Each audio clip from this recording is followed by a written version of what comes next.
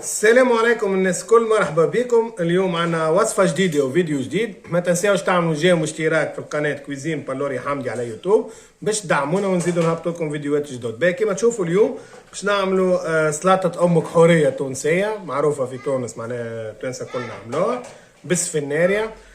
كيما تعرفوا الوقت هذا فما سفنارية ما شاء الله طرية وكل شيء موجودة بكثرة، ولينا خممنا قلنا نعملوا أم كحورية. باهي لهنا كما تشوفوا المقادير عندي بريسك هكايا رطل سفناريا، لهنا عندي راس ثوم قشرته، لهنا عندي شويه معدنوس كعبتين عظم بعض باش نزين بهم نصمتهم، ولهنا عندي تابل ذي تابل وكرويه، شويه ملح، شويه فلفل اكحل، ومغرفه هريسه عربي. هذه هريسه تونسيه، هريسه عربي يعني معناها مكثرية التوانسة تلقاهم عندهم في الديار يعملوها في الديار، وشويه بصل مخصوص طونشات صغار. طبعا نتعداو نوريكم الوصفة. أول حاجة نعملوها باهي كما قلت لكم، أول حاجة نعملوها كعبتين عظم نحطوهم نصمتوهم، بتبيعش نحطوهم في الماء خليوهم يتصمتوا غادي، ولهنا نجيو نقصوا ناخذوا أنا باش نعملهم مسموتين باش نصمتهم في الماء، وفما شكون يعملهم في الكسكاس على الفابور معناها كل واحد وكيفاش يعمل. باهي ناخذوا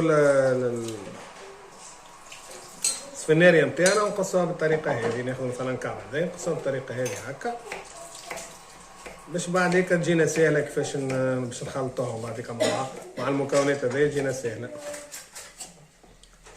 كم نقص السفنارية الكل نتاعنا هكا بالطريقة هذه كيما تشوفوا بالطريقة هذه، وبعد نحطوها في الكاسرونة لهنا باش نزيدوهم بعد الماء ونصمتوها. وصفة سهلة برشا ما تاخوش برشا وقت وبنينه. كملوا نقص السفنارية الكل بعد نتعداو باش نصمتوها.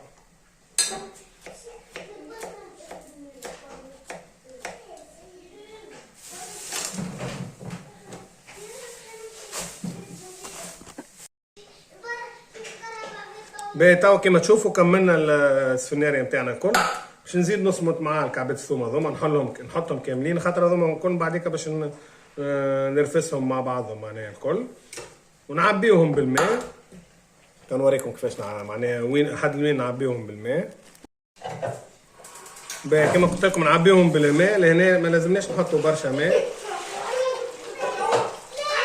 يلزم الماء لهنا نحطوه بريسك هو سفنارية كيف معناها، وطبعا نعديوهم للنار يتغليو كي يشيحنا الماء بريسك الماء الكل نطفيوه على النار وبعد نخرجوه. كيما تشوفوا تو مادام السفنارية نتاعنا تتصمت نقصوا المعدنوس نتاعنا باش نفوحوا بيه من بعد. كيما تشوفوا ناخذوا المعدنوس نقصوه جويد بالطريقة هذه، نحاولوا نقصوه جويد على الاخر.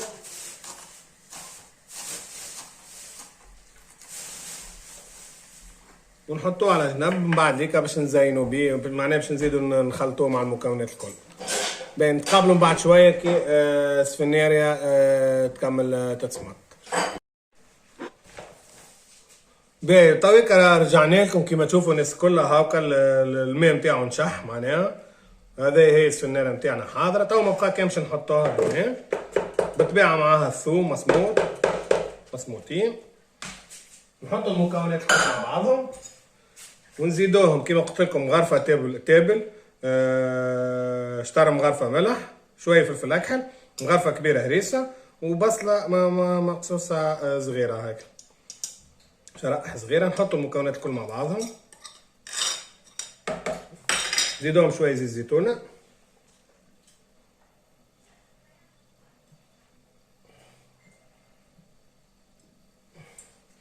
طبعا كنخلطوا المكونات الكل مع بعضهم بالفرشيط هكا، واللي يحب عنده يحب الميكسور ينجم يعمل بالميكسور. انا نعملها هكا بالطريقه القديمه معناها.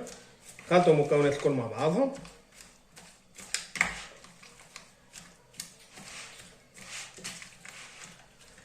للي تتغفص السفنارية الكل وتدخل فيها المكونات الكل. بعد هيك نورمالمون السلطه نتاعنا تكون حاضره، وبعد تنوريكم كيفاش نقدموها في الصحن باش نزينها بالطبيعه بالعظم، باش نزيدها شويه زيت زيتونه وشويه معدنوس من فوق وشويه كالبصل العربي هذاك قصيته مع بعضهم مزيانه. وزادت تنجموا تحطوا الطن، انا اليوم ما عنديش طن هنا مانيش باش نستعمل الطن. ما نحكي لكمش ريحه بنينه على الاخر، وصفه سهله برشا واقتصاديه وميم طون صحية، زادة فيها برشا سفناري يحبوها الصغار برشا زي. نكملوا نغفصوا السفناري الكل بعد نوريكم كيفاش طلعت لنا. كيما تشوفوا تويكا بريسك هاكا كملت معناها غفصتها الكل، دخلت فيها المكونات الكل، وهكا تجينا الريزلتا فينال. تويكا بقى كان باش نقدموها بطريقة نعبدو ناخد صحن، نعبيو صحن متاعنا.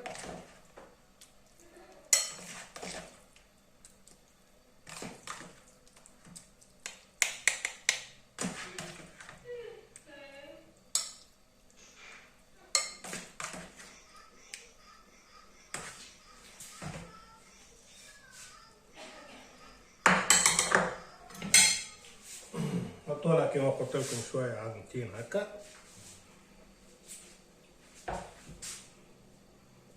هنا عندي شوية بصل عربي وشوية معدنوس نحطهم في الوسط.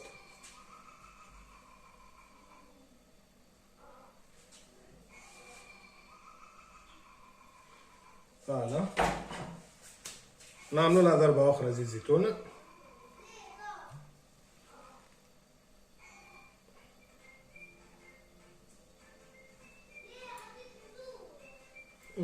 فوالا، وهذه هي ريزلتا فينال متاعنا. ان شاء الله تعجبكم الوصفه نتاع اليوم. ما تنساوش تعملوا جيم واشتراك في القناه كويزين بالوري حمدي على يوتيوب باش تدعمونا ونزيدوا نهبطوا لكم فيديوهات جدد. ما بقى كان باش نقول لكم باي باي ان شاء الله في وصفه جديده وفيديو جديد.